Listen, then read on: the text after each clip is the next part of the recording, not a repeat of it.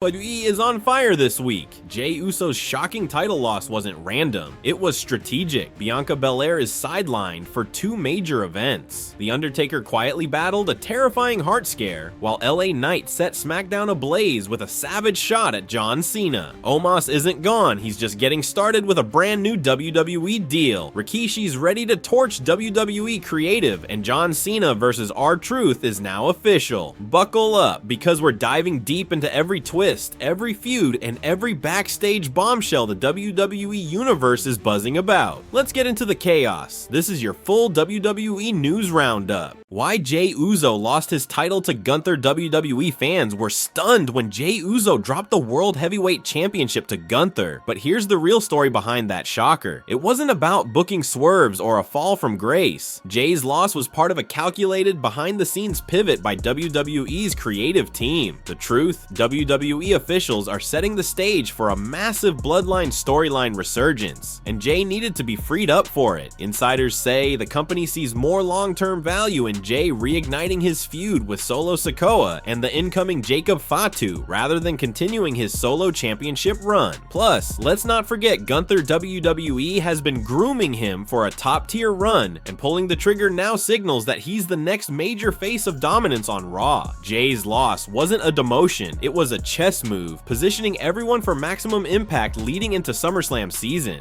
And if rumors are true, Jey's emotional promo after the match wasn't just for show, it was a hint at something much bigger brewing within the bloodline. So don't mourn the title loss. Strap in, Jey Uso might be walking away from gold, but he's heading straight into fire. And that fire? It's going to burn the whole bloodline wide open. Bianca Belair's injury. Bianca Belair is officially out of action, and not for just a week or two. The EST of WWE, who smashed records in that epic WrestleMania 41 triple threat, walked away with broken fingers and has been benched ever since. But here's the headline. She's set to miss Night of Champions on June 28th and the All-Women Evolution 2 event on July 13th, two massive PLEs she was primed to dominate. All signs point to a return at SummerSlam in early August, or maybe a surprise pop on the road to it. WWE Creative has had to pivot. Belair was supposed to play a big role in the Naomi Jade Cargill rivalry before this injury paused everything. She even made a brief emotional comeback on the May 30th SmackDown in Knoxville, still taped up, and confirmed she isn't 100%, even facing some heat from Naomi. So yes, two huge shows she'll miss, a SummerSlam debut looming, and a fresh Naomi angle ready to light up the blue brand. Get ready, WWE Universe Belair's comeback is shaping up to be explosive. The Undertaker's secret heart scare exposed. The Undertaker just revealed he underwent terrifying heart surgery immediately after WrestleMania 41, and the situation was way more serious than anyone imagined. Just 2 weeks before the show, Taker went in for routine medical testing and was hit with devastating news. He was suffering from chronic atrial fibrillation, an irregular heartbeat, and his ejection fraction was at just 30%, which meant his heart wasn't pumping enough blood to keep his body functioning properly. Most people would be rushed into emergency surgery at that point, but what did Taker do? He still showed up in Las Vegas and gave a Hall of Fame induction speech for his wife, Michelle McCool, acting like everything was excellent. Then at 6 a.m. the next morning, he was in the hospital undergoing a major cardiac procedure that kept him admitted for 4 full days. He called it the scariest medical situation he's ever faced. And this is coming from a man who's been thrown off ladders, locked in caskets, and battled through decades of in-ring punishment. Yet through it all, Taker says he's back, feeling stronger and more grateful than ever, calling himself tougher than a $2 steak. This isn't just a health update, it's a powerful reminder that even legends bleed, and even icons like The Undertaker aren't invincible. But what makes him special is that same warrior mentality. Never let him see you sweat, never back down, and always get back up. Respect to the Phenom, because this time, he didn't just cheat death in storyline, he did it for real. Bald